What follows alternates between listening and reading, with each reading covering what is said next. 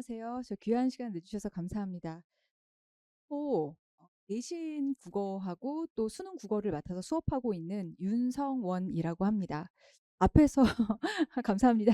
앞에서 너무 대단하게 막 설명을 해주셔서 제가 좀 민망하고 부끄러운데 일단은 귀한 시간 내주신 만큼 아마 휘문 내신에 대한 궁금증이 많으실 텐데 그 부분에 대한 설명을 오늘 좀 세세하게 드리도록 하겠습니다.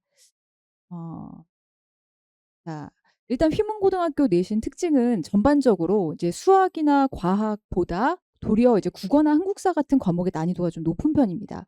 이게 굉장히 의외라고 생각하시는 어머님들이 많이 있으세요. 이 자사고 중에서도 수학에 많이 집중돼 있는 학교인데 수학이 더 어렵지 않을까 이렇게 생각들을 많이 하시는데 제가 뭐 수학은 잘 못해서 문제를 풀어본 적은 없지만 수업했었던 친구들에게 물어보면 수학이나 과학은 예상했던 것보다 난이도가 높지 않은데 도리어 실수 때문에 점수가 좀 많이 벌어지고 그거에 비해서 국어하고 한국사가 제일 어렵다. 이런 이야기가 많은 편입니다.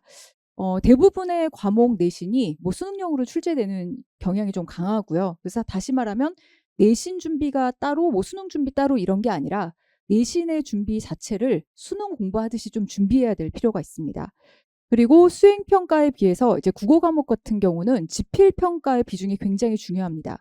그러니까 수행 50에 지필 50이긴 한데 이 수행이 그렇게까지 선생님들이 점수를 깎으려고 하진 않으세요. 어느 정도 성실하게 준비만 하면 대부분 비슷한 점수대 거의 만점에 가까운 점수를 받기 때문에 결국은 이제 지필 평가로 인해서 좌우가 되는 편이라고 보시면 될 것 같아요. 자, 그러면 이제 내신 범위는 어느 정도일지 그리고 경향은 어떨지 좀 궁금하실 거예요. 아무래도 남학생들은 범위가 많은 것이 많이 부담스럽잖아요. 다행히 휘문은 범위가 많지 않습니다. 이게 정말 다행인데 가끔 보면 이제 외부 지문들을 많이 쓰시는 학교들이 있으세요. 그럼 이제 외부 지문에 대한 두려움이 특히 학생들이 굉장히 큽니다. 근데 휘문은 외부 지문을 쓰시긴 쓰시는데 대부분은 수업 시간에 자료로 이미 제시된 내용에서 수업을 진행하시고 그것을 시험 범위 안에 포함시키십니다. 그래서 전체적으로는 다 수업이 진행된 내용들이 범위 안에 들어간다고 보시면 될 거예요. 그 교과서하고 외부 자료, 이 외부 자료는 대부분 교과서가 이제 문학 범위일 경우에는 그 문학 부분에 연계되어 있는 연계 지문 같은 걸 수업을 진행하시고 그걸로 이제 프린트물로 추가 자료를 주셔서 이제 문학 범위 안에 넣으시는 편이고요. 독서 같은 경우는 이거는 해마다 약간 차이가 있는데 독서를 뭐 한 번씩 퐁당퐁당 넣으실 때가 있어요.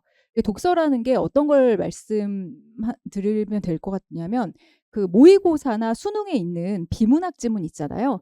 이 비문학 지문 중에서 뭐 철학 지문이나 아니면 뭐 경제 지문이나 이런 지문들을 하나씩 주세요. 그리고 이제 그 지문을 뭐 어차피 다 아는 지문인데 어려울 게 없지 않나 이렇게 생각하시는데 그 지문과 연계될 수 있는 외부 지문을 역시 요거는 공지 없이 그냥 시험장에서 수능 보듯이 연결해서 이렇게 연계해서 출제를 하시는 편입니다. 근데 그렇게 이제 뭐 비중이 높진 않습니다. 작년 아니죠 벌써 올해 기준으로는 기말고사에만 한 지문이 들어갔었습니다. 그리고 이제 문법은 역시 이 휘문의 장점입니다. 그러니까 다른 학교들이 이제 문법을 많이 그 좀 중요하게 생각하시는 학교들 같은 경우에는 교과서 범위 외까지 전부 다 문법 이 범위를 집어넣으시거든요. 뭐 어떤 학교라고 말씀을 드릴 수는 없지만 뭐 단대도 그렇고 뭐 그 외에 기타 등등의 학교들이 대부분 외부 지문을 포함시킨 그러니까 교과서 밖의 문법 범위를 많이 포함시키시는데 휘문은 거의 대부분 교과서 안에 있는 문법 범위만 집어넣으세요. 그러면 이제 1학기 때 들어가는 범위가 음운 변동이죠. 음운 변동하고 문법 요소. 그리고 이제 2학기 때가 그냥 중세 국어 뭐 요 정도 들어간다고 생각하시면 될 것 같아요. 물론 여기에다가 조금 추가 프린트 주실 때는 있는데 이 범위 자체를 벗어나진 않아요. 그리고 이제 어휘. 사실 요게 약간 조금 문제입니다. 유일하게 쓰시는 부교재거든요. 이게 2024, 2025 두 해 기준으로는 그 이전에는 교재가 달랐었습니다. 그런데 이제 2024, 2025년 기준으로는 마더텅에서 나오는 1등급 어휘력이라는 책이 있어요. 근데 그 책이 꽤 두껍거든요. 꽤 두꺼워서 그 두꺼운 책 전체를 쓰지는 못하시고요. 발췌를 해서 해마다 좀 다릅니다. 선생님들이 시험 때마다 그 A 파트하고 B 파트 선생님들이 조금씩 범위를 선정하셔서 추가를 하십니다. 근데 요게 만만하지 않습니다. 만만하지 않아서 의외로 어휘에서 난이도가 높은 경우도 꽤 있어요. 그래서 만약에 '아 내가 뭔가 선행을 하고 싶다. 공부를 좀 미리 부교재 공부를 어떤 걸 하면 좋을까요?' 한다면 요 교재를 사서 공부를 좀 해 보는 것도 좋을 것 같아요. 왜냐면 이게 교재가 바뀐다고 하더라도 워낙 어휘에 대한 여러 가지 부분들이 다 포함되어 있는 교재라서 국어 공부를 선행하는 데 도움이 될 수는 있는 교재입니다. 그러니까 전체적으로 이제 출제 경향은 범위 외의 지문이나 작품은 한두 개 정도, 또 뭐 문학이나 독서 지문 한두 개 정도가 되고요. 이제 문제는 사실 요거는 난이도를 결정하는데 큰 차이는 없습니다. 근데 이제 실제로 난이도에 영향을 많이 미치는 것은 문제 자체라고 보셔야 될 것 같아요. 그러니까 문제가 이제 제가 아까 수능형이라는 말씀을 드렸는데 그 수능 모의고사나 아니면 수능 문제를 한번 이렇게 시험지를 보신 적이 있을 거예요. 수능에서 가장 최고 난이도는 전부 다 보기형 문항입니다. 흔히 이제 3점짜리 배점이죠. 그 보기형 문항이 내신의 전체 한 40% 정도를 차지합니다.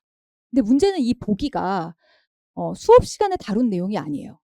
그러니까 작품이나 문학이나 이런 것들은 외부 지문을 잘 안 쓰시려고 하는 편인데 여기 문제에 달려 있는 이 보기는 굉장히 다양한 지문을 쓰십니다. 그래서 뭐 기사문, 설명문, 뭐 철학, 그다음에 심지어 무슨 그 그래프 뭐 별별 데이터가 다 나옵니다. 그래서 그런 여러 가지 이 외부 자료를 읽고 그다음에 지문과 연결시켜서 문제를 푸는, 사실은 그런 능력이 굉장히 필요합니다, 힘은. 그래서 이제 그런 부분이 난이도에 좀 많은 영향을 미치고요. 그리고 이 작문형 선택지라고 하죠. 이제 보통 그 중학교에서 고등학교 올라오는 친구들이 가장 어려워하는 것 중에 하나가 뭐냐면 선택지가 너무 길어지는 거예요. 그러니까 중학교 때는 선택지가 그렇게까지 길지 않거든요. 좀 "저희 학교는 길어요." 이렇게 말하는 경우가 있는데 제가 보면 그래도 고등학교 때 절반 정도밖에 되지 않아요. 근데 선택지 자체의 길이가 길어지면 학생들이 독해하는 걸 어려워합니다. 지문을 독해하는 게 어려운 게 아니라 문제를 읽어내는 게 어려워요. 문제에서 뭘 물어보는지 의도를 파악하기가 어려운 거죠. 그래서 문제 자체의 난이도가 높습니다. 그러니까 작품이나 외부 지문의 난이도가 높은 게 아니라 문제 자체의 난이도가 높은 편이다. 이렇게 생각해 주시면 될 것 같습니다. 자, 컷을 말씀을 드리겠는데 엄청난 격차가 보이실 겁니다. 그 1학년 1학기 중간은 대충 이제 85점대 정도였습니다. 어렵죠. 지금 1등급이 어쨌든 예전보다 굉장히 늘어난 편인데 대부분 학교들이 92점에서 94.5점 요 정도가 일컷이거든요. 근데 지금 85점입니다. 그럼 이제 시험 학생들 뭐 수준이 낮은 거 아니냐? 그게 아닙니다. 보면 기말고사는 92점입니다. 근데 2학기 중간은 79점이에요. 그리고 기말은 94점입니다. 이거는 뭘 알 수 있는 거냐면 어떤 학교의 경향을 일반화해서 보통 뭐 이 학교는 뭐가 쉬운 편이야 어려운 편이야 이렇게 말씀들을 하시는데 휘문은 예측할 수가 없습니다, 솔직히. 근데 요게 딱 하나 예측 가능한 건 요건 있어요. 한 번 쉬우면 한 번 어렵습니다. 그러니까 선생님들이 등급을 조금 갈라내기 위해서 한 번 어렵게 내셔서 '아 요 정도에서 좀 갈랐다.' 싶으면 그다음 시험을 좀 쉽게 가시는 경향은 있어요. 그런데 최소한 두 번 시험 중에 한 번 정도는 좀 어려운 편이다. 이렇게 생각하셔야 될 것 같습니다. 그리고 이제 마냥 쉽기만 기대할 수는 없으니까 어려울 거라고 생각하고 준비를 많이 해야겠죠. 그죠? 선택형 문항은 수능형 개념과 어휘를 사용한 긴 선지, 아까 말씀드렸듯이 작문형 선지가 많고요. 그리고 이제 서술형 문항, 이제 사실 서술형이 예전에 비해서 많이 줄었습니다. 그리고 뭐 기말고사 같은 경우는 아예 그 서술형이 없었고요. 선택형 문항만 있었습니다, 객관식만. 그래도 다른 학교에 비해서는 가끔 나오는 서답형의 난이도가 꽤 높은 편입니다. 그러니까 단순 암기를 해서 이 서답형을 쓰는 게 아니라 가상의 대화문, 그리고 가상의 어떤 뭐 상황 설정 혹은 철학 지문 막 이런 것도 집어넣어서 그런 앞뒤의 맥락과 조건에 맞는 내용을 빈칸에 집어넣는 내용, 이렇게 사고 서술형 문항들이 많이 출제되는 편입니다. 그다음에 이제 보기 제시형, 아까 말씀드렸듯이 다양한 지문을 통해서 보기와 연결해서 이제 문제를 푸는 것들이 나오고, 그러다 보니까 이제 난이도 격차도 높고 예측할 수 없고 전반적으로 문제가 쉽지는 않습니다. 실제로 이게 이제 휘문고 1학년 기출 내신입니다. 그 왼쪽 같은 경우는 그 가장 많이 나오는 이 보기형 문항인데 분량은 짧거나 보통 대부분 요 정도 분량이 된다고 생각하시면 돼요. 더 길 때도 있습니다. 오른쪽은 역시 서답형인데 서답형 중에 가장 짧은 예시를 제가 낸 겁니다. 그리고 요것도 마찬가지로 이제 서답형 같은 경우에 이제 문법 관련된 그 서답형 문항인데 보면 배점이 굉장히 구체화되어 있죠. 예. 그래서 선생님들이 아주 세세히 깎으십니다. 그리고 오른쪽도 역시 문학 작품과 관련된 보기형 문항입니다. 보면 선지 길이가 일단 길죠. 그죠? 선지가 짧지 않습니다. 그래서 학생들이 보기 읽어야지, 선지 읽어야지 독해 시간이 많이 걸려요. 굉장히 바쁜 시험입니다. 그래서 휘문 내신을 그럼 잘 보기 위해선 어떤 국어 능력을 갖춰야 되느냐? 일단 첫 번째는 문학의 개념어를 정확하게 이해하고 있어야 됩니다. 이게 무슨 말이냐면 학생들이 이제 중학교 때 요즘은 국어 선행을 많이 합니다. 아무래도 수능에서도 국어가 난이도가 높은 파트다 보니까 미리미리 국어 선행을 하는 경우가 많이 있어요. 그래서 제가 이렇게 왔을 때 이제 수업을 하다가 질문을 해요. 그러니까 저는 아이들에게 계속 질문을 하는 편인데 그 물으면서 이게 무슨 뜻이야? 라고 물어보면 대답을 너무 잘합니다. 어디서 입력한 듯이 대답을 해요. AI처럼. 그런데 그 표현법에 해당하는 것을 지문에서 찾으라고 하면 그때부터는 중구난방이 돼요. 다 다른 거예요. 분명히 똑같은 대답을 하고 있는데 본인이 생각하는 이 표현 방식이 요 지문에 해당이 되는지 안 되는지 판단을 할 땐 다르다는 건 사실은 단순 암기만 하고 있을 뿐이지 그 개념을 정확하게 이해하고 있지는 못하다는 겁니다. 그러니까 대표적인 예로 뭐 영탄적 표현 이런 말을 쓰면 아이들은 어떻게 생각을 하냐면 뭔가 감탄하는 건 다 되겠지. 근데 문제는 이제 감탄의 범위가 너무 폭넓다는 거예요. 어떤 친구는 그래 앞에 이런 게 나와줘야 돼. 느낌표가 찍혀야 돼.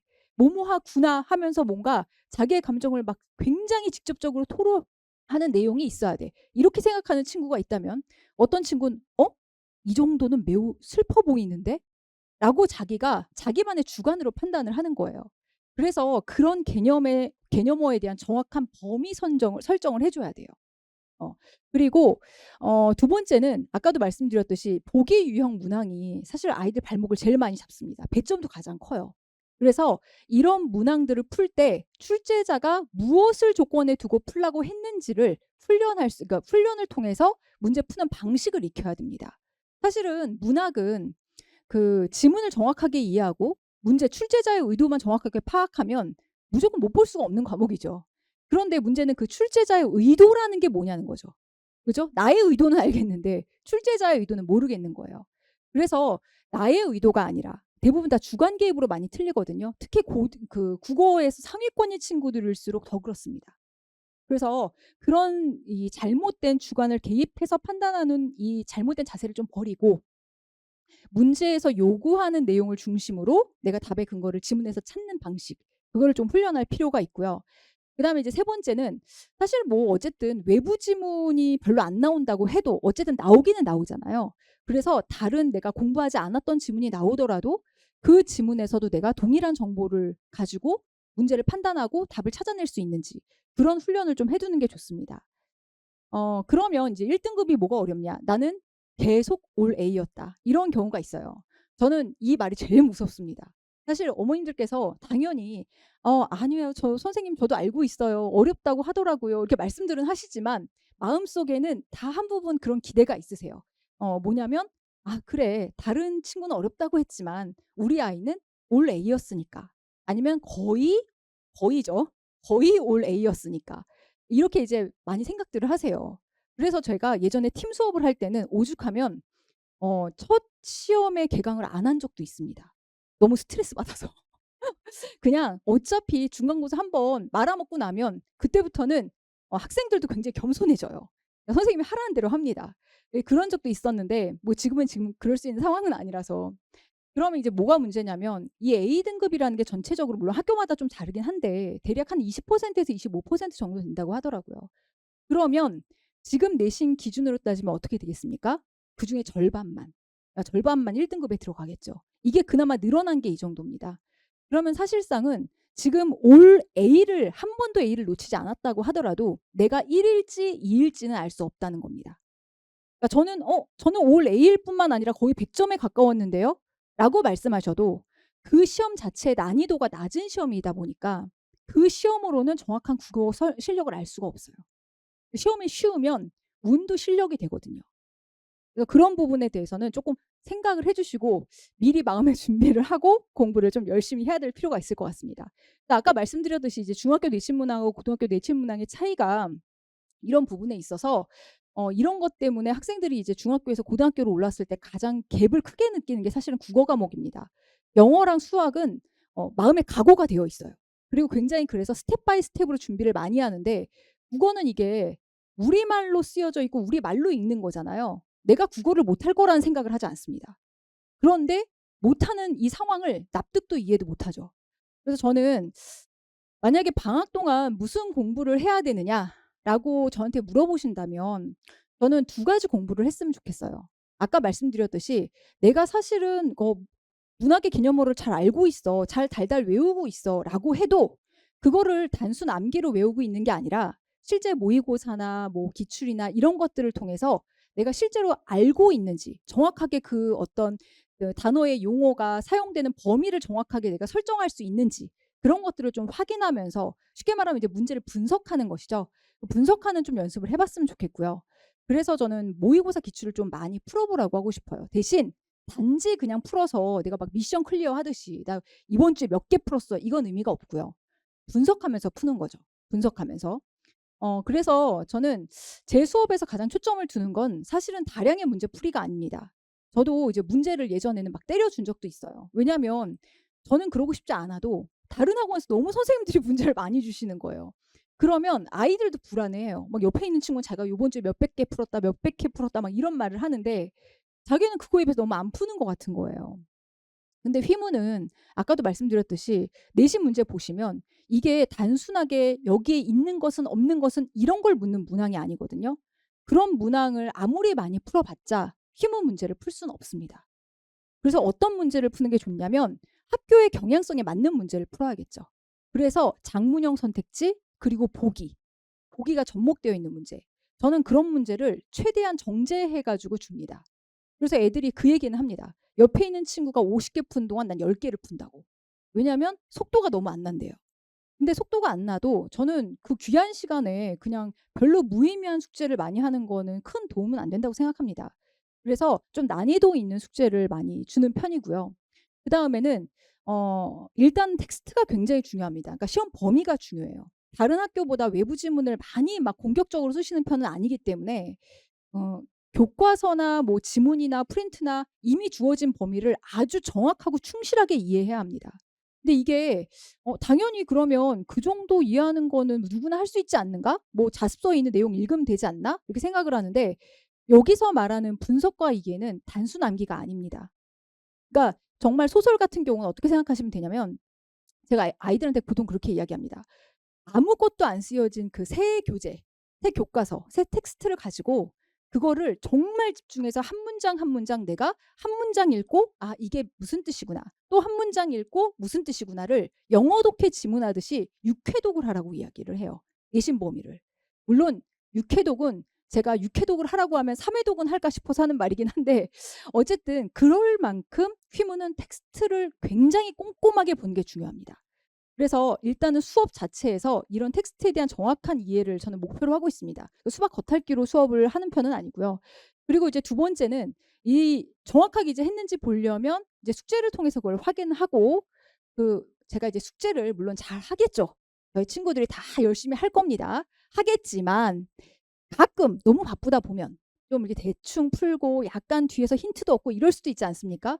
또 답지를 안 줄 수는 없습니다. 왜냐하면 답지가 또 필요해 답지로 빨리 채점하고 공부하고 막 이러고 싶은 친구들도 많거든요. 그래서 그 모든 숙제의 충실도를 확인하기 위해서 복습 테스트를 아주 깐깐하게 봅니다. 복습 테스트를 어떻게 보냐면 단순하게 뭐 짧은 문항 몇 개로 선택형으로 이렇게 찍을 수 있는 그런 거는 저는 결코 보지 않고요. 물론 그런 문제도 학교 유형이니까 몇 개는 보겠죠. 그런데 하나하나 장문형 선택지로 OX를 봅니다. 그래서 어디가 틀렸는지를 수정하게 해요. 그러면 아이들이 자기가 OX로 어쩌다 맞았다고 하더라도 이게 어디가 틀렸는지를 설명하지 못하거든요. 그래서 이제 만약에 테스트를 통과하지 못하면 남아서 추가 문제를 풀고 그리고 이 잘못된 텍스트 부분을 교정하고 이 내용을 좀 확인하고 갈 수 있도록 하고요. 그다음에 이제 제 수업에서 친구들이 이제 가장 이제 선호하는 부분인데 제가 학교 선생님 왜냐면 같은 학교라고 하더라도 이제 학년을 누가 맡으시냐에 따라 좀 달라지거든요. 그래서 그 해 맡으신 선생님에 맞추어서 수업 내용을 반영한 자체 제작 모의고사를 실시를 합니다. 그래서 요거는 예전에 제가 팀 수업할 때 그때는 인원을 많이 안 받고 그러다 보니까 그 거래가 되었다는 이야기를 들은 적도 있습니다. 어떤 친구가 "30을 줄 테니까 팔아라." 막 이런 얘기를 했다고 하더라고요. 어쨌든 요 시험 자체는 뭐 제가 "학교 선생님하고 똑같이 맞췄다." 이렇게 말씀드리면 좋겠는데 그거는 내부자 공모가 아니고는 어려울 것 같고요. 경향성에 최대한 맞춰서 시험 전에 자기의 어떤 그 수준도 확인을 하고 또 약한 취약한 부분도 좀 보완을 하고 요러는 데 초점을 둡니다. 제가 좀 미리 걱정되는 부분에서 말씀을 드린다면 테스트 점수가 낮습니다. 저는 테스트 자체가 굉장히 어려운 편이에요. 그래서 가끔 어머님들께서 문자 공지를 받고 깜짝 놀라실 때가 있어요. 근데 제 시험은 3년 내내 그 1 등급을 받았던 친구가, 이거 9 등급제 1 등급입니다. 예, 1 등급 받았던 친구가 최고점이 80 점이었습니다. 100점 만점으로 환산을 하면. 그러니까 100 점이 최고점, 그러니까 80 점이 최고점이었고 점수가 낮았을 땐 69 점이었거든요. 그래서 시험 자체가 어려운 거니까 점수가 좀 낮아도 너무 크게 걱정하시진 않으셔도 됩니다. 어 그다음에 이제 제가 보는 복습 테스트의 예시입니다. 아까 말씀드렸듯이 그 선지를 제가 길게 만들어서 그다음 보기와 접목시켜서 판단하는 이런 기준의 문항들을 OX로 보고 있고요. 오른쪽 같은 경우도 이제 서답형에 대비해서 보기와 조건을 제시해서 문제를 풀 수 있는 유형으로 테스트를 봅니다. 그리고 이것도 아까 이제 학교 제가 그 직접 나왔던 기출 문제를 보여드렸는데 최대한 그거에 맞춰서 제가 자체로 모의고사를 제작한 것들입니다. 저는 그 수업에서 가장 중요하게 생각하는 건 뭐냐면 학생의 성장 가능성을 보는 거라고 생각합니다. 물론 국어를 원래 잘하는 친구들이 있어요. 그러니까 국어감이 좋은 친구라고 보통 그 이야기를 하는데 그 친구들이 잘하는 건 당연하죠. 그런데 제가 생각하는 건 뭐냐면 성장 가능성이라는 것은 자기가 현재 1 등급을 받든 아니면 뭐 3 등급, 4 등급을 받든 앞으로 더 성적이 올라갈 수 있는 가능성을 본인이 느끼는 거라고 생각해요. 그래서 요번에 이제 2025 년에 이 1 학년을 제가 여기와 처음으로 맡았는데 그 한 친구가 첫 시험에 4가 떴다는 거예요. 저는 진짜 충격을 받았습니다. 제가 충격을 받았는데 이 친구가 마지막 시험엔 1이 나왔습니다. 그러니까 저는 물론 그럼 이렇게 막 너무 아름다운 결말만 있느냐. 아니죠. 솔직히 말씀드리면 안 그런 경우도 있습니다. 그런데 본인이 이 친구를 보면서 제가 뿌듯했던 게 뭐냐면 성적이 올라갈수록 얼굴이 밝아져요, 이 친구가. 그러니까 저는 어떤 과목에서든 그런 성취감이라는 걸 느껴봐야 된다고 생각하거든요. 그래야지 해볼 맛이 납니다. 그래서 저는 아이들이 이거는 이제 저랑 수업했던 친구들이 써준 건데 너무 그러니까 감사하게도 긍정적인 글만 써 줬어요. 예, 근데 물론 여기 보면 뭐 첫날과 종강날의 공차 뭐 이런 것도 장점이라고 써 놓긴 했는데 어쨌든 저랑 예전에 팀 수업을 했었던 친구들은 보통 예비고일부터 시작해서 3 학년 때까지 3년 내내 수업을 했습니다. 그럴 수 있었다는 건 친구들도 저를 신뢰해 준 거고 저도 친구들을 믿었기 때문이라고 생각해요. 그래서 또 좋은 인연이 되어서 저는 내년 혹은 뭐 그다음 해 계속해서 저와 이렇게 특별한 인연을 만들어가는 좋은 친구들이 있었으면 좋겠습니다. 제가 뭐 여기 뒤에는 참 부끄럽게도 어쨌든 요런 내용을 좀 넣었고요. 그리고 요번 이제 겨울 특강이 그 휘문반 같은 경우는 휘문 내신을 좀 미리 선행해 볼 수 있는 그런 시간으로 제가 좀 구성을 했습니다. 물론 1 학년 수업 자체의 내용은 크게 다르지 않아요, 뭐 휘문이라고 해서. 근데 기본적인 수업에 학교 내신 문제도 같이 다루면서 '아 이런 식으로 출제가 되는구나. 이런 식으로 공부를 해야겠구나.'라고 미리 좀 선행을 하고 마음의 준비를 할 수 있는 그런 시간으로 만들어 보고자 합니다. 귀한 시간 내 주셔서 감사하고 제가 저희 반 친구들이 이제 수업하면서 그런 얘기를 하더라고요. 선생님도 선생님 자랑 좀 많이 하라고 하는데 제가 오늘 자랑을 많이 잘했는지 모르겠습니다. 잘한 것 같은데 혹시 이제 만약에 국어에 대해서 혹은 휘문 내신에 대해서 더 걱정되는 부분이 있으시거나 궁금하신 부분이 있으신 경우에는 저한테 이제 학원 측으로 연락을 주시면 제가 개인적으로 또 간단하게 이제 통화라도 하면서 궁금하신 부분에 대해서 좀 설명을 드리도록 하겠습니다. 귀한 시간 내 주셔서 감사합니다.